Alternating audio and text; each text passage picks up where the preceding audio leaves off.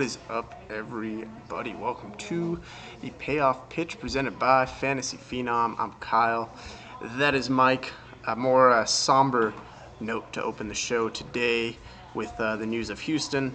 Obviously, got quite a few people in our group that are out there, so well wishes. Also, shout out to the other DFS podcasters out there. I know Rudy is out in that area. Gunn is in Texas. I'm not sure if he is near the area. Got a couple people in the Facebook group. Tiffany out there. So shout out to all you guys. I hope all is well and houses are at least intact. Yeah, without a doubt. Prayers go out to you guys and your families. It's rough. I've been through it as well. Yeah, can't say I have out in California, but yeah, sure enough, you have. It's crazy stuff, man. Oh, but yeah, man, good day of DFS. Did the minimal amount of research today.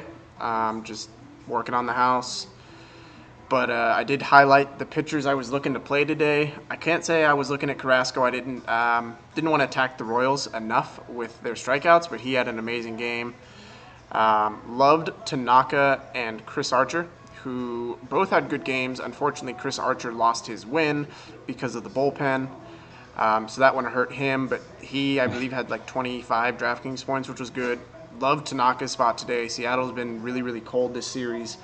So that was a fantastic play if you played him. Lucas Giolito had a really nice start. He's a top prospect for the White Sox. Didn't see Kyle Gibson coming. And me and Jeremy were talking about John Gray this morning. He was way too cheap on FanDuel. In a really good spot, and all of his advanced numbers really showed that he was pitching well, but getting a little unlucky. If I'm not mistaken, John Gray had a BABIP of over 450 in his last month. So, he was just getting really, really unlucky. He was pitching a lot better than was showing. And sure enough, went out and had a nice game today. Yeah, I really like what I've seen from Jonathan Gray since he's come back from the DL. He does have a couple, if you're just looking at game logs, you're not going to see it. But if you watch his starts, he's looked good almost in every single start he's been in. Yeah. So he's definitely on my radar for sure. Get matchup dependent, but still on a slate like this, somewhat smaller, definitely was in consideration.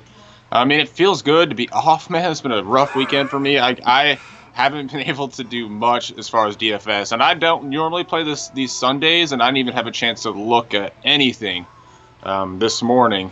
So I ended up playing some afternoon slate just to get my fix. And that's worked out so far, as long as this holds on tonight. Summer is let's just talk, over, man. I'm looking at this slate, right? So I look back to see what where I would have been on, and Tanaka's recent form has been good. We talk about what he's done during the day, but he's proved that wrong last time he went out and had to start during the day. Carrasco's always kind of been a tournament throw. Yep. That on a short slate, depending on the pitchers, you have to kind of look at. It's just a price-dependent, slate-dependent type of pitcher. To me, it's kind of how he's been all season long. Giolito, that's a second positive start. And if you look down into his minor league numbers, he had some serious momentum coming up into the big leagues. They had been working with him on a lot of different things that trying to improve areas of his game, and it slowly started to work into it. And then Kyle Gibson, I didn't see that coming. Dude, you know what though? Ever since his threatened demotion, he's pitched well enough to stay in this rotation. So the Twins, man, if you look at their run differential over the second half, they shouldn't be where they're at. And so credit to this team, credit to the coaching staff for putting the Twins in contention. Yeah. Speaking of them, Byron Buxton, man, this dude is finally coming into form. They've worked on his swing, got rid of that high leg kick, and it is nice to see, man. I've been on this guy's hype train since he was in high school. Loved this kid in high school. Always been a top prospect, 5-tool player. I don't think you'll see another 3 home run game from him. His game is probably 20 to 30 home run upside, which is still really, really good, but he's not a pure power hitter. But definitely has all the tools. I mean, you see his defensive ability, made numerous nice catches. His speed on the bases, his base running ability. I believe he has the fastest inside the park home run in Statcast era. Correct? Under 14 miles or under 14 seconds. Yeah, it was pretty impressive. And you think about Byron Buxton, you think about the Minnesota Twins organization. Jose Barrios, Byron Buxton, Miguel Sano, 3 top guys that they kind of just thrust into the major league level. The definitions of works in progress, but they have veterans. You know, they had Torrey Hunter last year with Byron Buxton. They had they have Mauer. They have Mauer. You know, so they have, you know, the system, the foundation in place to let these guys, throw them in there, let them, you know, figure it out on the fly, be works in progresses. And this guy, you know, he's got all the tools except for hitting. You know, he needs to start getting the bat on the ball. And so it's great to see over these past 2 weeks, you know, him putting the ball in play a lot more, because that's all he really needs to do. You know, he'll find ways to get on base. Agree. Obviously, Stanton hit that clutch home run late. He stays hot. At this point, I mean, you find a way to get him in your lineup, especially against the lefty. I think he's an automatic play. Logan Morrison, 2 home runs. Yan Gomes had that grand slam. Francisco Lindor, Mr. Smiles, had another home run today. That Cleveland stack was money, and I can't say I was on them, but. Yeah, clicking at the right time. Unfortunately, coming into New York now for this series that we will talk about a little bit today. But they need it, man. Yeah. Overall, good day though. Hopefully, a ton of you guys cashed as well. Obviously, I know it wasn't in the chat much today, but back doing the shows. Absolutely. I got a 10-game slate tomorrow, I believe. I think it is, yeah, 10. Yeah. Starting it off with Atlanta, Philly. Aaron Nola will start for the Philadelphia Phillies, who have been mad hot. In fact, these 2 teams are the 2 hottest teams in all of baseball by WOBA over the last week. Philly number 1, Atlanta number 2. The Marlins are the 3rd team, if you're wondering. But I think Nola might be, well, he'll definitely not get a ton of ownership tomorrow with Severino, Kluber, and Max on the slate. And add in with his recent performance, which has not been good, 2 rough starts. I still like him for a bounce back play here. He's been better at home than he has on the road. Yeah, it's more of a gut play. I mean, obviously you're facing a hot team, but Atlanta better at home than they are on the road. Still have some strikeout hitters, guys that'll obviously swing and miss. I should clarify. And Nola has the strikeout stuff if he's on. So. Yeah, I think Nola's definitely a tournament play. I agree with you. I think if people are paying up, especially in cash sort of formats, they're going to just find the extra money to get to Kluber or Severino, who have just been consistently better than Nola. But we've seen Nola can easily put up 30 DraftKings points. Another thing I think, though, I've been talking about with Nola is you know, the inevitable limitations that are coming with him. I think, you know, he's probably got 6 starts left if you look at the calendar. He's coming up on 130, 140 innings pitched. Also, no reason to push him. Yeah, and you know, he's coming off a elbow injury that kept him out almost all of last year. So there's no reason to push him. I don't think that it's still much of a concern. I think until we see them actually go ahead and do it, there's no reason to bet on them doing it. But maybe it creeps it into more of a tournament conversation when you think about him. And either way, the price and this slate in general kind of dictates him being more of a tournament play anyway. Agree. And then I do like attacking Lucas Sims, who has looked better of late, but his advanced stats don't back that up, so might be getting a little lucky on his end. Rhys Hoskins, 5 straight games with a home run, 11 in his first 18. Rhys Lightning. Yeah, Mike's been on this guy all year. Yeah, man, that's cool to see. Dude, when he came up, I got him in almost every league I'm in season long. I just was waiting for that call up big time. And yeah, he's surprised pretty much anybody, even myself. If you look back at this guy's numbers, man, he had almost 40 home runs in Double-A last year. He had almost 30 home runs before his call up in Triple-A. This guy is the poster child of the fly ball revolution. changing up his approach at the plate to try and hit bombs. So it's interesting to see that that's translated as well at the major league level. Had success doing it too. So got a pitcher's duel here in New York, at least on paper. Kluber and Severino. Thoughts on? We already one? saw this pitcher's duel in Cleveland not too long ago, and I believe the Yankees ended up winning that game, if my memory serves correct. Let me go back and check. But, yes, either way, that was a pitcher's duel. Both pitchers scored over 35 DraftKings points in that game. Again, Cleveland comes in a bit hot, but so do the Yanks. And they're matchup proof, right? There's really no statistical argument that I can, buy into with these guys. It's just these guys are matchup proof. If they've got it, and they're gonna score. What's interesting is you see Max on the bottom of your bottom right screen as well. None of the three aces on the mound today have a plus matchup, in my opinion. You mentioned Cleveland. Their highest power rate is on the road versus righties in this matchup. Now, of course, it's Severino. And then Severino with Kluber with New York. They're swinging the bats well right now.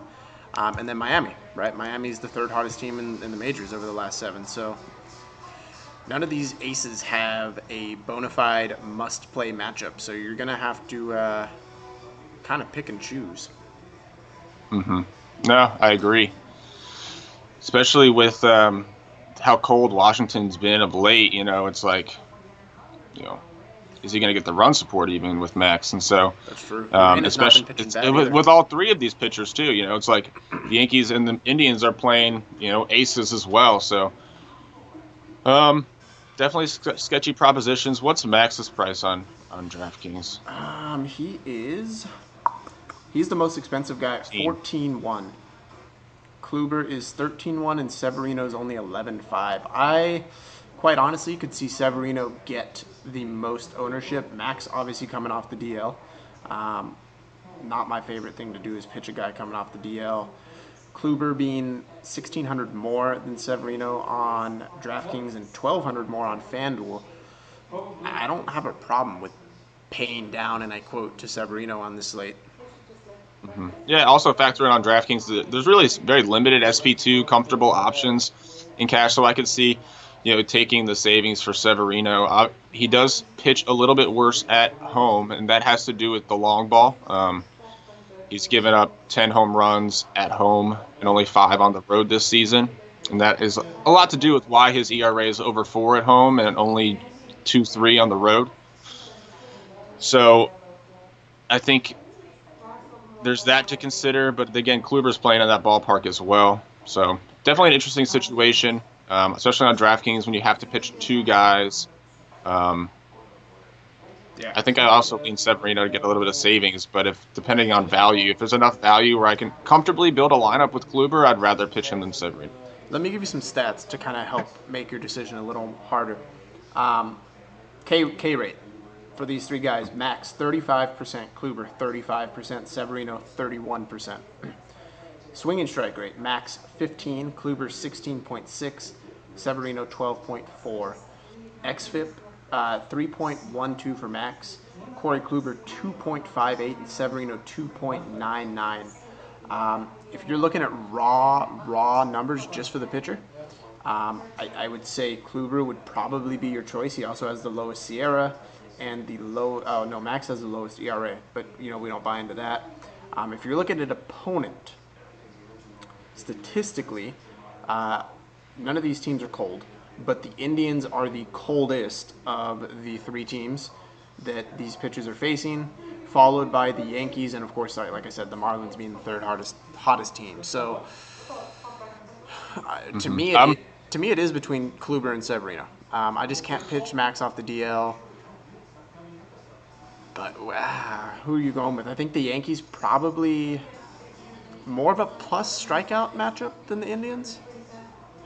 So in cash, it's Kluber to me. The only thing I factor more if I'm comparing all 3 of these guys is consistency for cash. Who has the most consistent floor, and that's Kluber. For tournaments, it's Severino because I get the price savings, and I think he possesses the same upside as all 3 of them. Agree. I'm with you there. Speaking of Jose Urena, could be an SP2 option with how inconsistent the Nationals are. For numbers' sake, it might switch today when you guys are listening. But at the time of this recording, the Nats are the worst team based on WOBA in the last week and in the last 14 days. They hold a WOBA of 260 over the last 7 and 270 over the last 14. Like I said, both of those are last in the league, so they have been consistently bad since Bryce went out. Urena might be an SP2 option. I don't think he has a ton of upside, but all the numbers would suggest some regression with Urena, but I've been saying that for like 3 months now. He's got like a BABIP this year of like 240, left on base percentage of almost 80%, an xFIP of almost a little over 5, but he's pitching with a little over 3 ERA on the season, so he's got a consistent floor at 6,700 that you have to consider against a Nationals team that is among the bottom 3 in most offensive categories we look at over the past 2 weeks, past week. So yeah, and you talk about Urena's BABIP. It's like ridiculously low, lowest on the slate by far. It's coming in over the last month at 230. And again, none of his numbers are really striking, right? Like his K rate's only 17, swinging strike rate's only 7. xFIP 4.88. So yeah, I agree with you 100%. The regression, also being hit, yeah, they're just not finding holes. Seattle, Baltimore, Marco Gonzalez, Chris Tillman. Baltimore's been one of the hottest teams. They've been the hottest team over the last month if you look at numbers, at least by WOBA. Their ISO's been off the charts. I mean, they're just hitting for power. They're hitting for extra bases. They're not striking out. And they got a lefty in this park. Definitely Marco Gonzalez, not an option for me to pitch here. But I'm torn on this Chris Tillman decision. Do we attack him or do we play him? I mean, he's been really, really bad. Seattle has been cold, but it's a great park for them to hit in. Mm-hmm. If you're really into paying down and kind of punting pitcher, I could see maybe Tillman because of the opponent with what Seattle's done of late. There's nothing that's going to point to why he'd be a good DFS play. Yeah. I don't think he's really had much going on this season. And I agree with Gonzalez, man. Gonzalez has had a problem with pitch count. He's not really giving up a ton of runs, but he's also not pitched into the 5th inning this year, and not due to walks really either. His walk percentage isn't high. He just labors through the game. He's not made it to the 5th inning. The Seattle bullpen is not good. So for that reason, they get a lefty for 4 or 5 innings, and then they get a bad bullpen. I think Baltimore stack is definitely in play. He has been heavy with the ground balls too, though, so it is a bit of a little concern. But yeah, if you look at statistical ranks, the Mariners over the last 14 days come in with not good. They haven't scored many runs, man. I'm looking at their bullpen. It's actually top 10 over the last 14, at least in ERA. It's 2.96. So they've shown improvement. Over the last 30, it's 3.82. And over the last 7, it's 3.05. So it's not been terrible. Again, could be part of the reason why they're getting back into it, because their rotation is dreadful. It is. We talked all season. They're basically streaming guys. They are. So they've been dumpster diving through teams to get any starters. Yeah. This second half. I'm with you. Drew Pomeranz, Marcus Stroman. Thoughts on this matchup? Pomeranz has faced Toronto quite a few times this year now, and Marcus Stroman. Twice, yep. Yep. Marcus Stroman been okay of late. I mean, he's been pretty consistent all year in terms of what he offers, which is ground balls, K upside of around 8 Ks on his best day. And he gets a Boston team that he's familiar with. Their highest strikeout rate is away versus righties, so if you want to factor that in. It is their second lowest WOBA spot, but they have hit righties better overall than lefties. So, thoughts here? Not my spot for Stroman. I'm very picky with where I go with him. Again, his game plan is to initiate ground balls. 68% leads the league in ground ball rate. So I like to match him up with teams that are aggressive. that go after his style instead of Boston, who will lay off the pitch, and maybe even play into his ground ball style. Because you really need Ks from Stroman at his price all season long. You've needed it. He can go out and give you 7 shutout innings with 2 Ks, and it's not going to do much. Now, he's been better the second half. It's just not the opponent for me. And then Drew Pomerantz, kind of a similar situation. 11 of his 24 starts have 7+ Ks. He does throw the curveball more than any other pitch. And Toronto is not very good if you look at overall ranks in all those statistical categories versus the curveball. But then I look at the 2 starts that he had this year against Toronto, and he combined for 6 strikeouts over those 2 starts. So yeah, it's either concerning. that curveball wasn't working, or they were hitting it. Because his raw numbers are actually really, really nice. I mean, over his last month, he's got a 25% K rate with a almost 12% swinging strike rate, an xFIP of 3.6, which is very, very good, and actually an above-average BABIP, which means he's getting a wee bit unlucky. Not terribly, but still more than the average number of balls being hit are going for hits. And he's been even better over his last 14, as shown here, 34% K rate, 12% swinging strike rate. So, I mean, raw numbers, he looks like a really good play, but I do agree with you. The last couple starts against Toronto, the strikeouts haven't come, and that's concerning to me. But I do think for his price, I mean, he's 8.8, 8.7. I mean, he's a high-end SP2 if you want to pay up for both pitchers tomorrow. But I do see upside. I'd rather let me say this: I'd rather pitch Pomerantz than Stroman. Absolutely, it's $400 difference on DraftKings, so it's a toss-up right there. But again, Drew Pomerantz throws the curveball more than anybody else in the league, so I definitely think there is some merit to Toronto not having a poor pitch value, bottom 10 in almost every category versus the curveball this season. Pittsburgh, Chicago. We got Trevor Williams and Mike Montgomery. Pittsburgh kills lefties.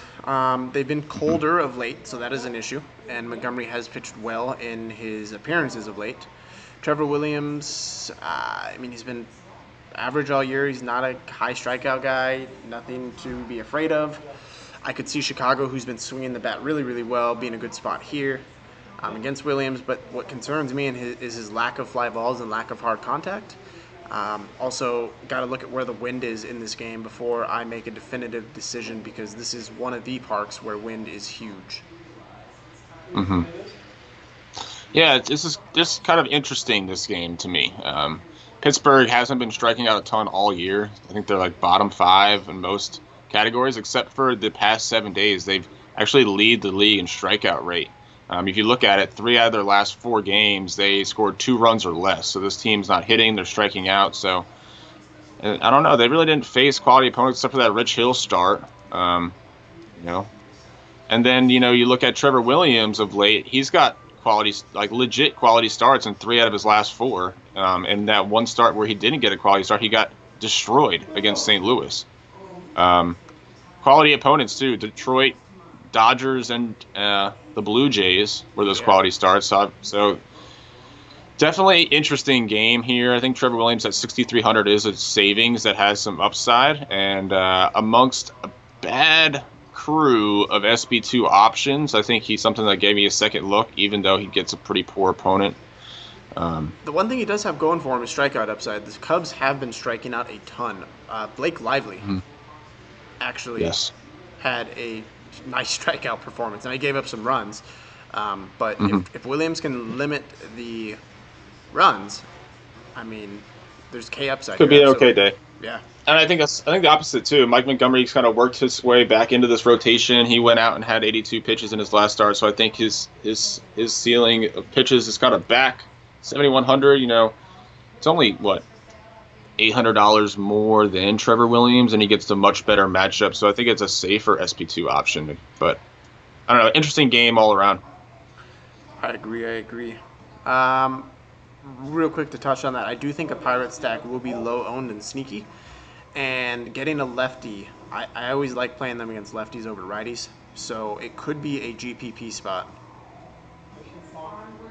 Yeah, I like that call. We got Pruitt and Kennedy. Pruitt has shown some severe regression since his first couple starts. Kansas City's not exactly hitting the cover off the ball of late, though.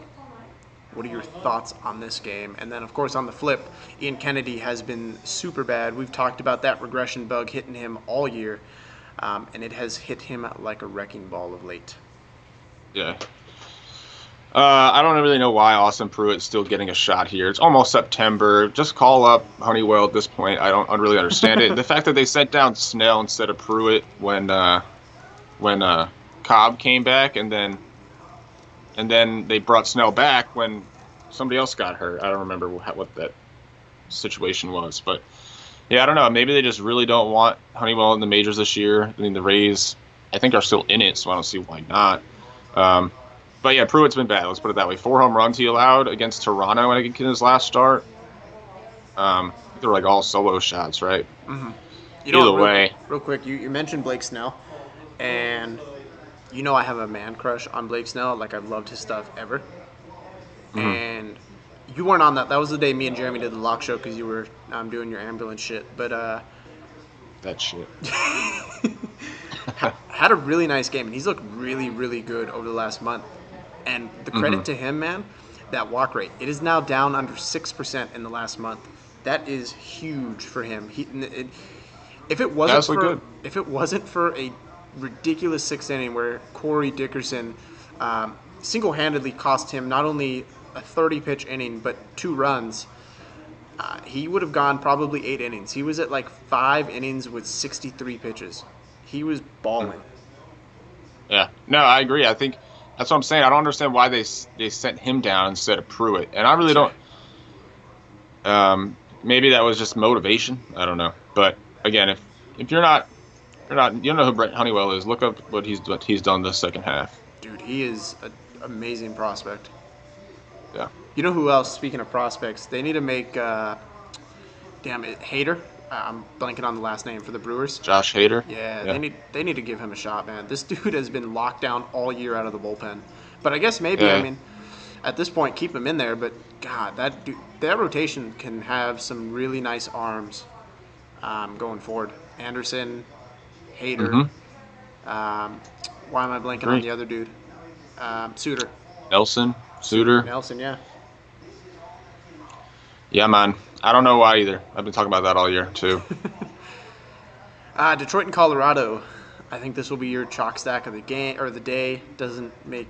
I don't see any way it's not. Let's put it that way. Jordan Zimmerman in Coors is lull. Colorado at home is fire. So, do you see any way that Jordan Zimmerman has a good game other than the fact that it's Monday? True, it is Monday, Monday, he could go out. I don't think so, man. This guy's given up 21 earned runs in his last 13 innings. Let me just repeat that. 21 earned runs in his last 13 innings. Now in Coors, so I agree. He's the least priced pitcher on the slate for good reason.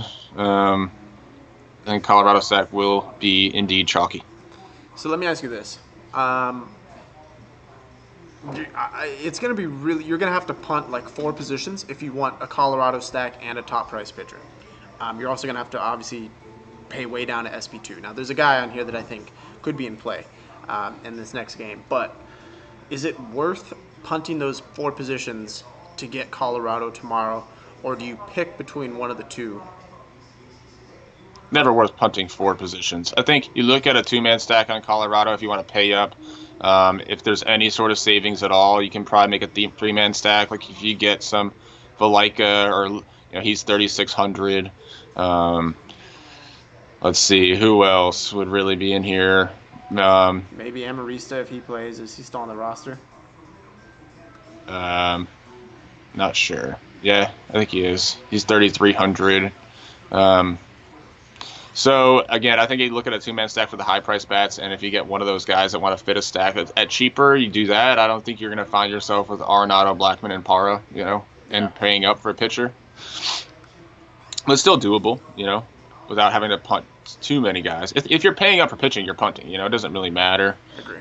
So if you're getting Kluber, and like I said, if I'm playing tournaments right now, I got Severino in there. If I get lineups come out and I find a value bat that I really do like, and it gets me to Kluber, I'm ecstatic about that. I'm cool with getting rid of Severino.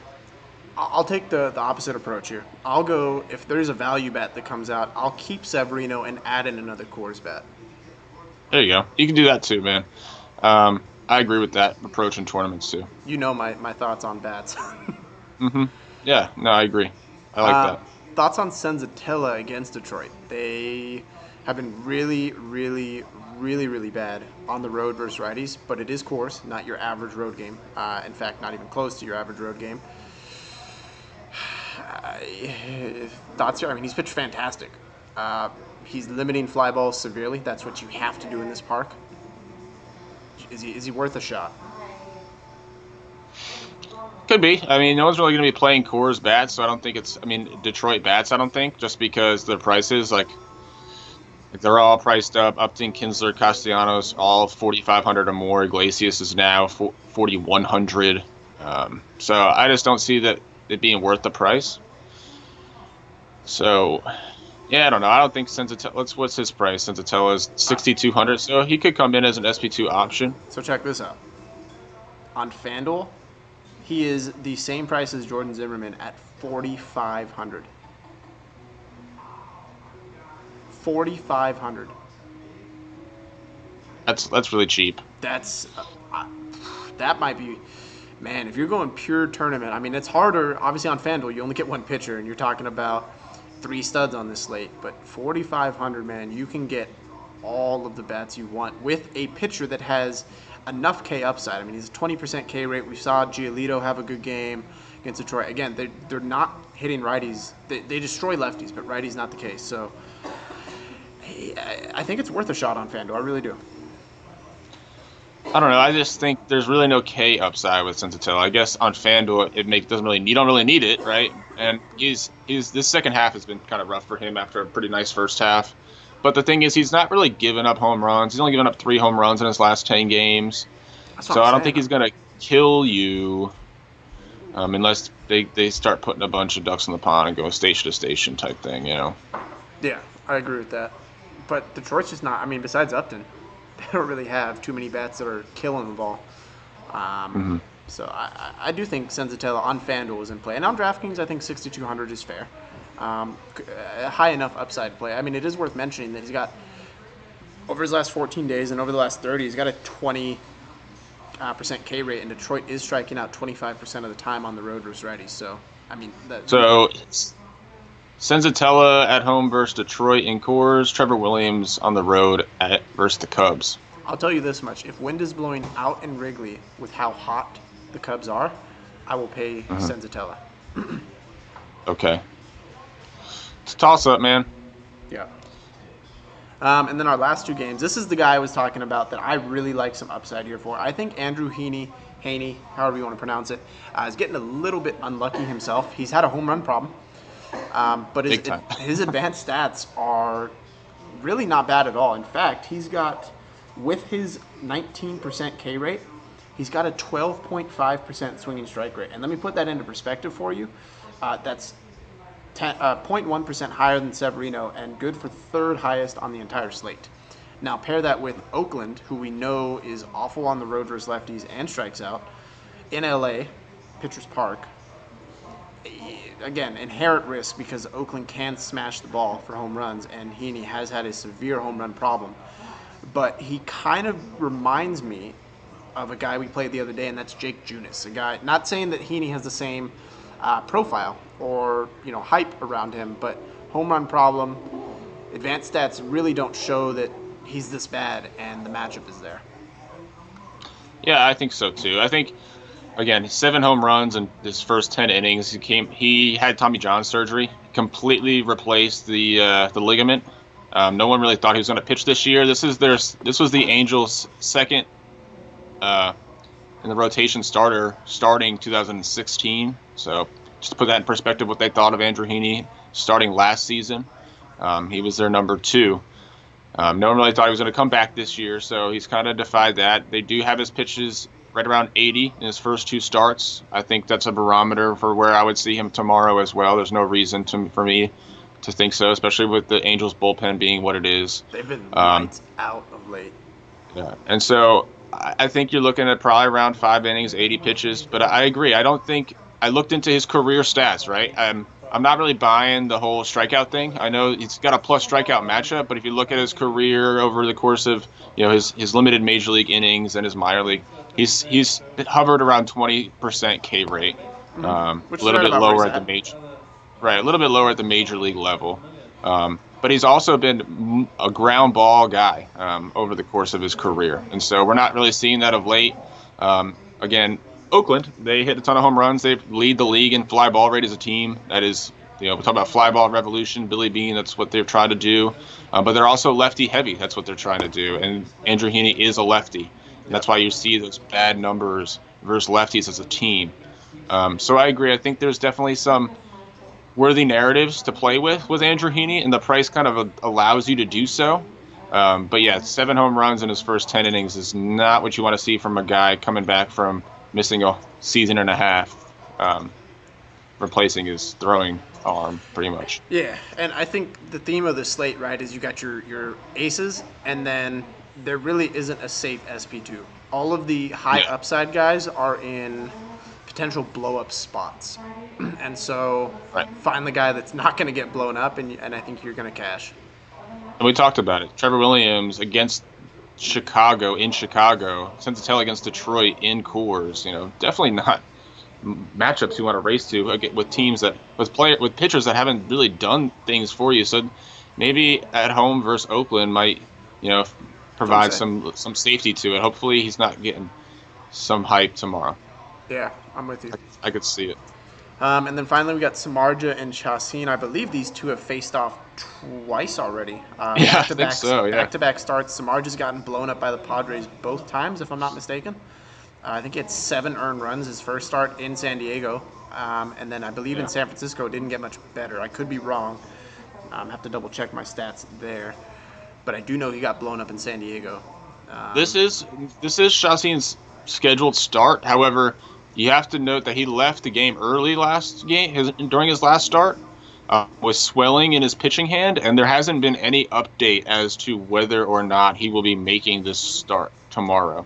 I did as to what my research was probably around 2 hours ago. So it's not a for sure thing. Yeah, it's not a for sure thing. Either way, That's risk, though. I mean, you talk about either way. I mean, it's pitching hand, the year of the blister.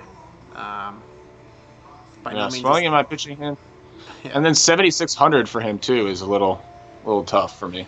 I mean, it makes sense given his floor at home, man. The dude has been he's not giving up home runs. He's got a 182 average against at home and a 248 WOBA with a 20% K rate. But again, it defies logic. I don't tend to I can't buy into things that defy logic like that, Oh yeah, none of it makes sense. The splits doesn't make sense at all. The splits are astronomically different. But I mean, at this point in the year, we got a month left of baseball. Do we just ride it out and is regression going to hit him in this last month? Again, it doesn't make sense to me. The Giants they've been striking out more of late. They've not been a huge strikeout team, and they've already seen him twice this year. He's got a swollen hand. His price is up. So to me, I think I'm fading it and hoping that regression hits. Yeah. And then Samardzija, I think I'm just going to steer clear of this game, man. I mean, the Padres, I think Samardzija gets some ownership tomorrow because people seem to like still streaming against the Padres. I mean, Dan Straley was pretty high owned today. I didn't really like the play. He did okay. I mean, he was okay. He didn't, again, not a slate breaker, not anyone that, was needed to cash, but he didn't lose you a slate. And so I don't think Samardzija has the same upside that he does, man. He just hasn't been good enough this year. I don't see the K upside in this matchup because Samardzija just throws strikes, man. He doesn't walk anybody. He refuses to. See, San Diego, it's been up a little bit of late, but still, if you look at numbers of strike percentage, first pitch strike percentage, this guy throws a ton of strikes, and San Diego likes to swing. So adjust your game plan against him. Get him to chase. Until he proves that he's one of those pitchers that wants to get people to chase out of the zone, wants to waste pitches in a sense. Yep. That's what you have to do against a team that's as aggressive as San Diego, or else they're just going to hit the ball, or Yeah, it's not really a good DFS. They will happily swing at pitches, and you're giving them good spots to swing at them. So, yeah, it limits the upside as far as fantasy point scoring. It might work out. Yeah, there's upside In a real life perspective. So, all right. Well, that is where we are at. 10-game slate. It is a Monday, so play that how you will. I know myself. Just going to play some head-to-heads and throw one GPP in there. It's kind of how I approach Mondays and DFS of late, at least. Kind of backing off, just building some bankroll slowly for NFL. I've been having success with that. Obviously, we are, a week and a half away now. September 7th is kickoff. We'll have a show up shortly for NFL. We got to manage the schedule. We got some hectic things in our personal lives that we're trying to juggle. It's all prepped and ready. We've been just waiting for that time to just do it. So yeah, I'm sure you guys have noticed that we haven't had a live show up in I think we had one up in the last 4 days. So it's been crazy. Yeah, we appreciate your patience with all of that. We're trying to lock down a schedule during some sort of transition here so that you guys can have some normalcy as to when we're going to be live, when we're going to be delivering shows. So with the NFL coming and with baseball winding down, we're going to be coming up with a different sort of schedule, and we'll be sure to keep you guys up to date with everything. I think just to recap real quick with these pitchers, I don't know, I just feel like Kluber and Heaney feel like the cashed way to go as a pairing. I worry that Heaney might be some chalk tomorrow. That's what I'm saying. I think that's probably the chalk pairing in cash, and to me, in cash chalk, that's cool with me. I'll just differentiate with bats and live or die with the chalk and cash. But in tournaments, I think paying up for SP1, it's between Severino, Nola, and Pomerantz for me. Those three seem like the three tournament pay up options, and then paying down for an SP2, it seems like Williams, Senzatella, and Heaney, right? Yeah. I'm with you. I think it's a difficult slate. I think it's going to be interesting. I'll have a clearer picture tomorrow after looking at some lineups. That could change things. Again, wind is going to be huge for me in that Wrigley game. If it's blowing in, I think Williams might be my favorite SP2 option. If it's blowing out, probably going to look at Senzatella, to be honest with you, especially if Heaney is chalk. Yeah, weather's going to become more of a factor, too, as we hit September and some of these colder areas. Yep. True that. Like Oakland. Oakland's definitely one that is very different in the cold than it is in the heat of summer. So, as always, if you guys are looking to join, that link is down below. Get that free 7-day trial. Try us out. NFL sheets are up, so as soon as you join, you will get a link to view those. Of course, you have that you have that access as long as you are with us. That'll cut off upon cancellation if you decide to go that route. But check it out. You get that free 7 days, even if you just want to see the layout of the sheets and how they look, projections, all that kind of stuff. Those will be finalized after the end of the last preseason game. I'll have those finalized and ready for week 1. Have preliminary ones up now. As Mike mentioned, we will have a normalcy of schedule down by then, and everything will be good to go. That's right. Yep. If you've been playing the free contest, we'll have leaderboards out tomorrow morning. Also, I have 12 teams for the first keeper league for fantasy football, and if you want to start another one, just send me an email or DM me in River. And those who did send me an email for that first league, I'm going to send out rules and everything out tomorrow. There we go. So, all right, guys, we'll have a wonderful night or morning, depending on when you're listening. And happy Monday